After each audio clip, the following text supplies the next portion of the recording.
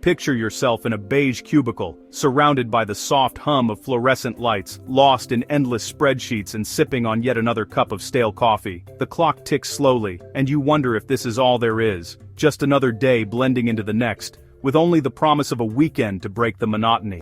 You find yourself gazing out the window, daydreaming, wondering if there's more to life than deadlines and meetings. Is there a world beyond the glass, a place where you can truly breathe? You start to imagine white sand beaches and turquoise water, somewhere far from synergistic opportunities and quarterly reports, a place where the only thing on your to-do list is to relax and soak in the sun. That place isn't just a fantasy, it exists. The Marshall Islands, a string of tiny atolls scattered across the vast Pacific, where your biggest decision of the day might be whether to swim before breakfast or after lunch. I arrived expecting a postcard paradise, but what I found was so much more, a real, sometimes messy, always beautiful community, full of life and surprises. Forget the resort fantasy. This is the real deal.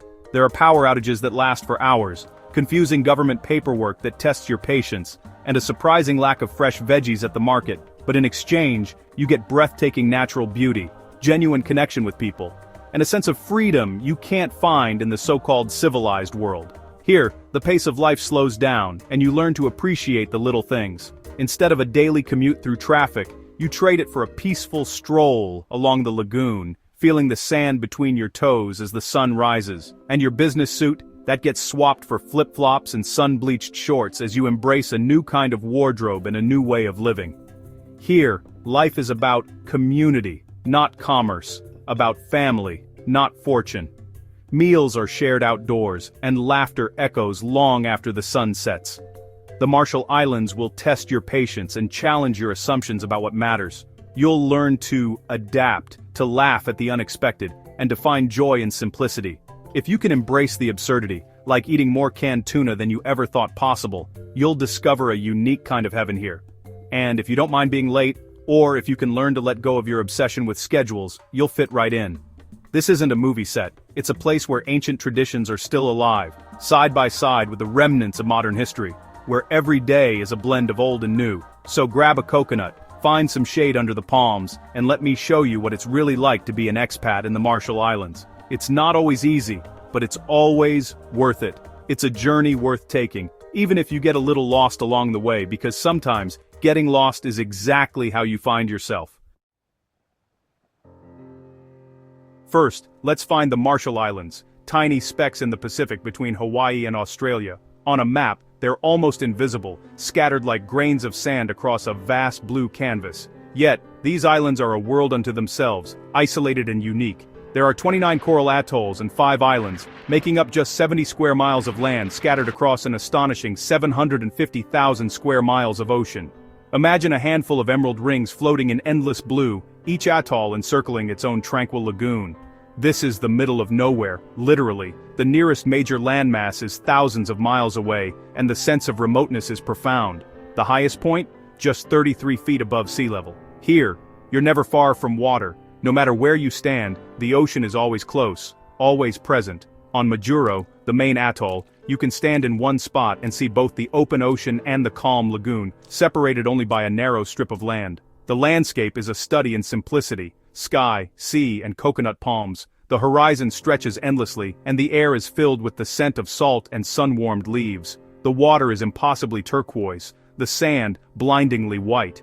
Every view feels like a postcard, untouched and pristine. Living here, you become attuned to tides, wind, and weather. The ocean is life, highway, and constant presence. Every journey, every meal, every day is shaped by the rhythms of the sea.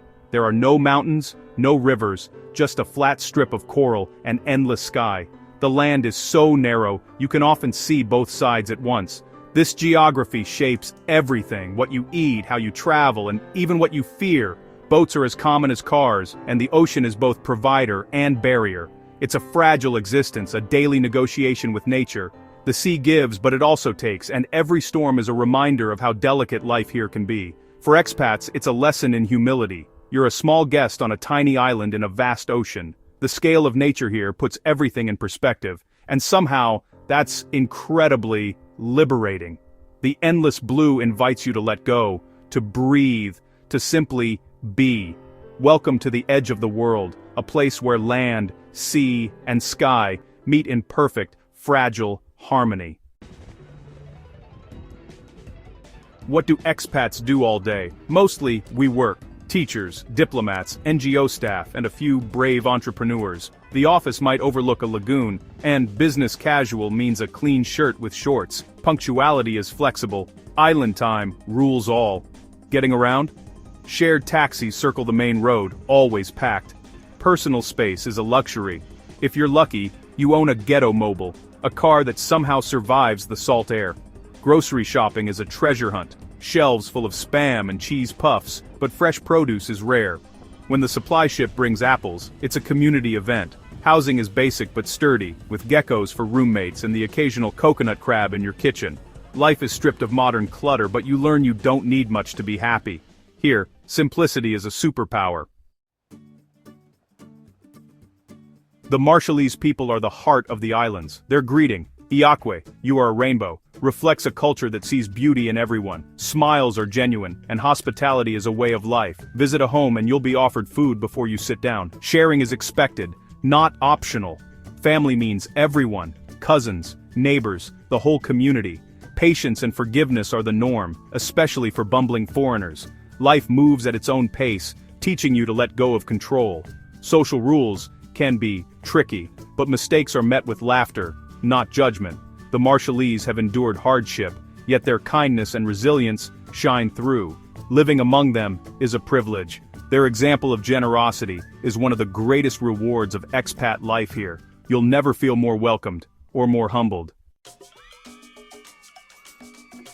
Tradition is everywhere, in food, crafts, and celebrations. The diet fish, coconut, breadfruit, pandanus, taro. Breadfruit is a staple, and buiro, a pungent breadfruit paste, is a local delicacy. Fish is grilled fresh over open fires, simple and delicious. Marshallese women are master weavers, creating intricate mats and baskets from pandanus leaves. Each piece tells a story.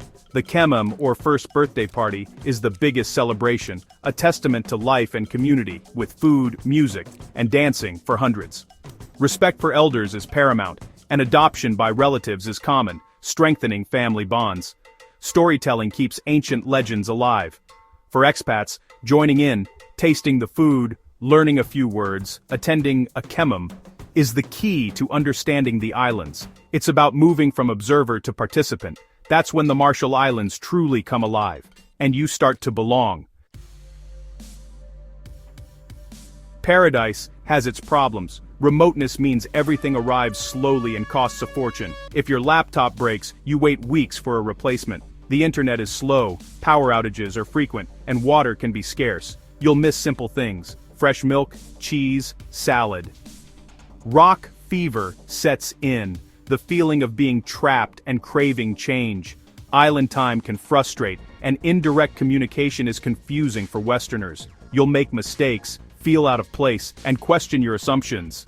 The country faces serious challenges: the legacy of US nuclear testing and climate change threatening to swallow the atolls. These aren't just background issues, they're daily realities for the Marshallese.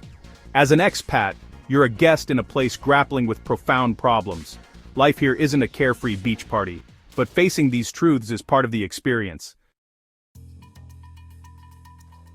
How do you thrive here? The Marshall Islands are breathtaking, but living here as an expat can be a real test of patience, flexibility, and your sense of humor. The isolation, the slow pace, and the unfamiliar customs can feel overwhelming at first. First, build a community.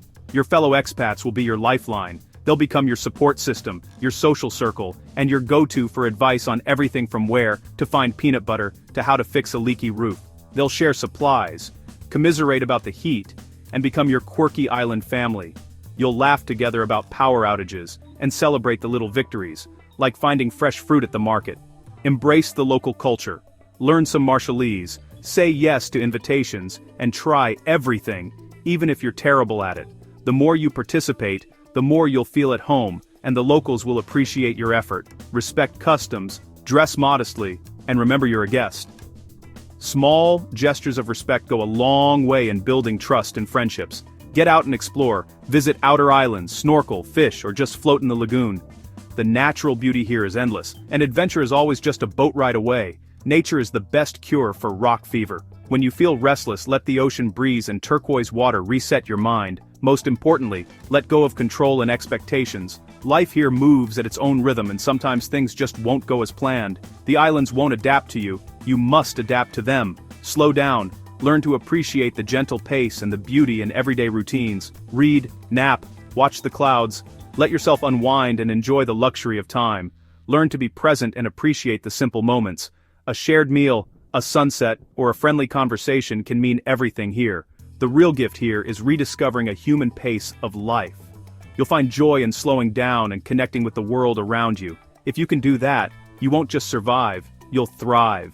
You'll make memories and friendships that last a lifetime, and you'll never want to leave, because the islands will become a part of you.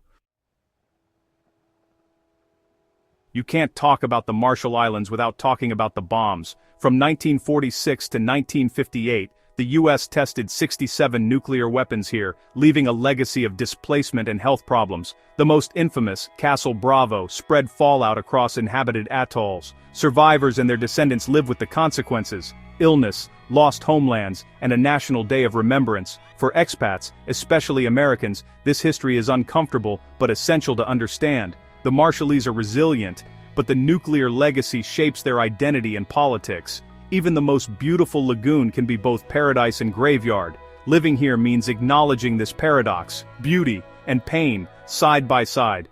It adds a profound depth to island life. Is the Marshall Islands an expat's paradise? Yes, but not in the way you expect. It's not about luxury or convenience, but about escaping the noise and pressure of modern life. Here, happiness is found in community, nature, and resilience. You learn to live with less and appreciate more. The challenges, remoteness, outages, limited supplies, force you to grow. If you crave constant entertainment and high-speed internet, you'll struggle. But if you seek adventure and genuine connection, you'll find something special. The islands get under your skin and into your heart. In the end, paradise isn't perfection. It's the beauty, messiness, and humanity of daily life here. And that's the real treasure of the Marshall Islands.